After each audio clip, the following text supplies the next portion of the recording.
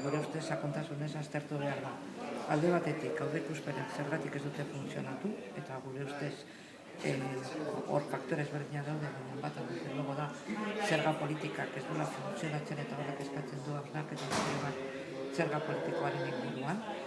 Beste bada, beti ondo doala esatea, gure ustez akatzea dela gero errealitatea bestelakoa adierazten duelako. Eta arrisku partekatuaren inguruan, partekatua da, bale, baina gure ustez minimoa dela partekatua izatea inor galdu gabe. Hau da, dirua ematen denean, badago portzentaje batzuk daude. Eta hor udalek jasotzen dute bildu den guztiaren 11%aren inguruan.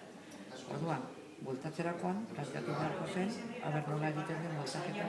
Eta hori, gero, berriro, 11% inguruan bueltatzeko. Eta errealitatea da, egun planteatzen den moduan, udalek bueltatu behar dutela bildu gabe geratu den diruaren 25%. Eta hori gure ustez ez da partekatua da zigortzea udalek.